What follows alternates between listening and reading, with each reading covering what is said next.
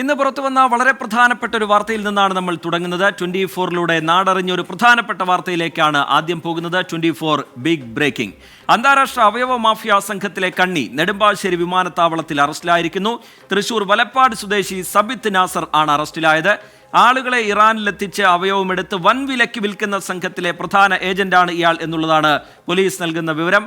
അവയവക്കടത്ത് നിരോധന നിയമപ്രകാരം പ്രതിക്കെതിരെ Nedumbassery police FIR register ചെയ്തിട്ടുണ്ട്. 24-ന് FIRന്റെ പകർപ്പ് ലഭ്യമായിട്ടുണ്ട്. പരാതിക്കാരിൽ നിന്ന് മൊഴിയെടുക്കാൻ പോലീസ് സംഘം പാലക്കാട്ടേക്ക് തിരിച്ചു. ശ്രീകാന്ത് ചേരുന്നുണ്ട് വിവരങ്ങളുമായി കൊച്ചിയിൽ നിന്ന്. ശ്രീകാന്ത്, നടക്കുന്ന വിവരങ്ങളാണ് പുറത്തു വരുന്നത്.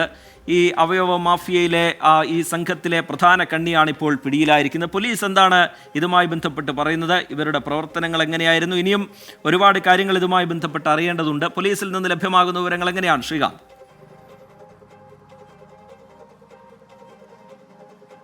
റീജിത്ത്, ഏറെ ഗൗരവമർഹിക്കുന്ന വളരെ പ്രധാനപ്പെട്ട ഒരു വാർത്തയാണ് ഇന്ന് 24 പുറത്തുവിട്ടത്. അതായത് അന്താരാഷ്ട്ര അവയവ മാഫിയയിലെ ഒരു കണ്ണി, മലയാളിയായ പ്രധാനപ്പെട്ട കണ്ണി അറസ്റ്റിലായിരിക്കുന്നു എന്നുള്ളതാണത്. തൃശൂർ സ്വദേശി സാബിത്ത് നാസർ എന്ന വ്യക്തിയാണ് അറസ്റ്റിലായത്.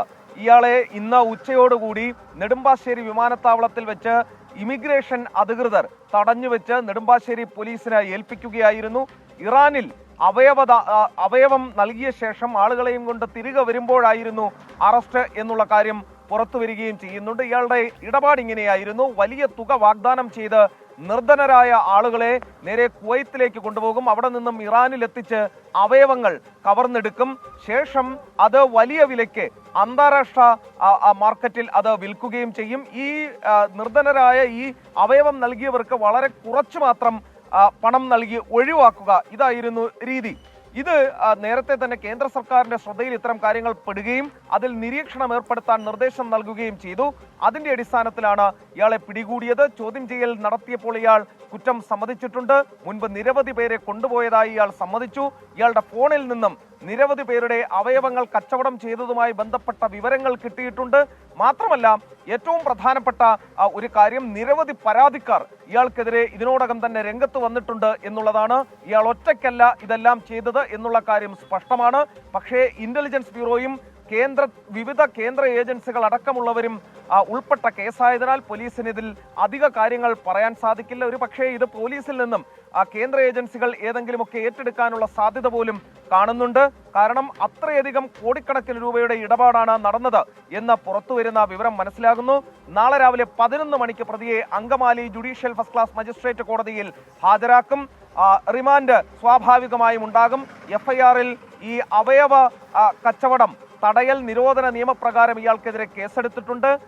മറ്റ് നിരവധി വകുപ്പുകൾ IPC 370 പ്രകാരം ഇയാൾക്കെതിരെ കേസെടുത്തിട്ടുണ്ട്. അങ്ങനെ പരമാവധി വകുപ്പുകൾ ചുമത്തി പോലീസ് ഇയാളെ കുടുക്കാൻ തന്നെയാണ് നീക്കം. പക്ഷേ ഇതിൽ ഈ ഒരാളിൽ അന്വേഷണം നിൽക്കുകയാണെങ്കിൽ ഇതോടുകൂടി ഈ റാക്കറ്റ് വീണ്ടും കരുത്താർജിക്കുമെന്നുള്ള കാര്യം ഉറപ്പാണ്. അതിനപ്പുറത്തേക്ക് അന്വേഷണം പോയാൽ വലിയ ഞെട്ടിക്കുന്ന നെക്സസ് പുറത്തു വരും എന്ന കാര്യത്തിൽ സംശയം വേണ്ട. ശരി, ശ്രീകാന്ത് വിവരങ്ങൾ നൽകുകയായിരുന്നു. എന്തായാലും ഇതുമായി ബന്ധപ്പെട്ടുള്ള അന്വേഷണം ഇനി കൂടുതൽ മേഖലകളിലേക്ക് പോകേണ്ടതുണ്ട്. ഇയാളൊരു വലിയ സംഘത്തിലെ കണ്ണി എന്നുള്ള കാര്യം ഉറപ്പിച്ചു കഴിഞ്ഞിട്ടുണ്ട്. ആരിലേക്കൊക്കെ അന്വേഷണം പോകും, ഏതൊക്കെ സംഘങ്ങളിലേക്ക് ഇതിൻ്റെ അന്വേഷണം പോകും എന്നുള്ള കാര്യത്തിലൊക്കെ നമുക്ക് വ്യക്തത ഇനിയും വരേണ്ടതുണ്ട്. ചില പരാതിക്കാർ മുന്നിലുണ്ട്. കൂടുതൽ പേർ ഇരകളായിട്ടുണ്ടോ എന്നുള്ള കാര്യമൊക്കെ വിശദമായ അന്വേഷണത്തിലായിരിക്കും പുറത്തു വരിക. എന്തായാലും വളരെ വിപുലമായ ഒരു അന്വേഷണം തന്നെ ഇതുമായി ബന്ധപ്പെട്ട് പോലീസിൻ്റെ ഭാഗത്തുനിന്നുണ്ടാവുന്നുണ്ട്. ശ്രീകാന്ത് വിവരങ്ങൾ നൽകുകയായിരുന്നു കൊച്ചിയിൽ നിന്ന്.